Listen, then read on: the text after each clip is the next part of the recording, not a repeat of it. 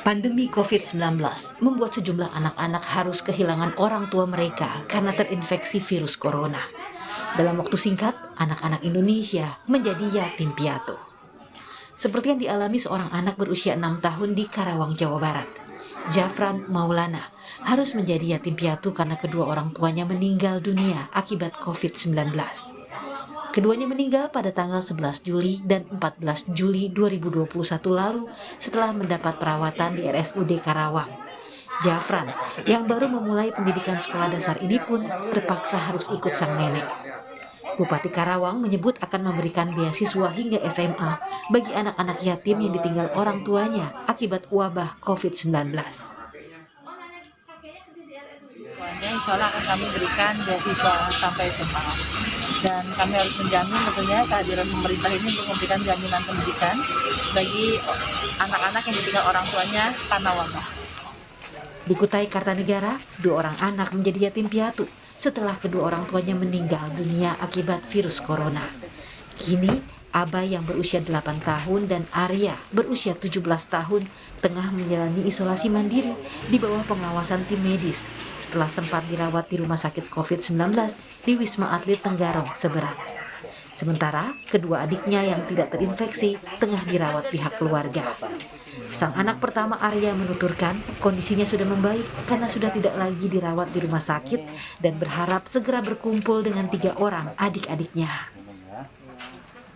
Baik. Oh, gimana? Baik ya? Iya. Masih batuk ke diare ya? Masih batuk dikit-dikit. Dikit-dikit. Tapi udah napas sudah enak ya? Udah lumayan. Selama di rumah gimana?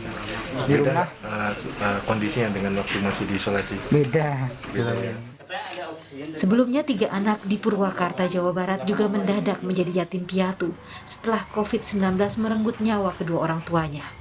Rizkita, Muhammad Fatan, dan Ikhwanul Azmil Wicahyo tak pernah menduga COVID-19 akan mengambil ayah dan ibunya begitu cepat pada tanggal 10 dan 11 Juli lalu.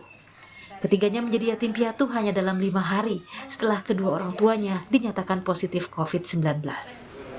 Melihat hal ini, Bupati Purwakarta berjanji pemerintah daerah akan menanggung biaya sekolah hingga lulus dan biaya hidup ketiga anak yatim piatu ini jika ketiganya menetap dan meneruskan sekolah di Purwakarta. Melihat banyaknya anak-anak yang kehilangan pelindung utamanya, Komisi Perlindungan Anak Indonesia mendorong pemerintah pusat dan pemerintah daerah memastikan pemenuhan hak dan kebutuhan anak yang kehilangan orang tua di masa pandemi. Pemerintah diminta memastikan anak-anak mendapat pengasuhan tepat, terutama dari kerabat atau keluarga anak, serta mendapatkan konseling untuk pemulihan kondisi psikologisnya. Namun ini adalah soal kemanusiaan. Anak-anak ini masa depannya masih panjang dan untuk itu maka negara harus hadir memikirkan bagaimana masa depan dan kelanjutan hidup mereka.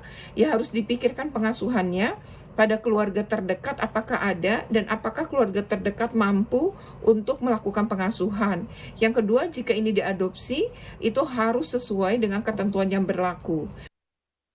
Pemerintah melalui Kementerian Pemberdayaan Perempuan dan Perlindungan Anak menyebut akan memberikan pendampingan dan perlindungan kepada anak-anak tanpa pengasuhan akibat orang tua yang meninggal karena terinfeksi virus corona. Deputi Perlindungan Khusus Anak meminta kepada masyarakat bila mengetahui ada anak yang terlantar untuk menghubungi call center Sahabat Perempuan dan Anak atau SAPA agar diberikan pendampingan. Informasi terkait anak-anak terlantar dalam pengasuhan sebagai dampak orang tuanya terpapar COVID-19 atau bahkan meninggal dapat segera melaporkan ke telepon Sahabat Perempuan Anak SAPA 129 dan nomor WhatsApp 081111292129. Selain membutuhkan pengasuhan yang baik dan bantuan ekonomi, anak-anak yang kehilangan orang tua akibat pandemi juga membutuhkan dukungan mental dan psikologis dari keluarga besar. Tim Liputan, Kompas TV.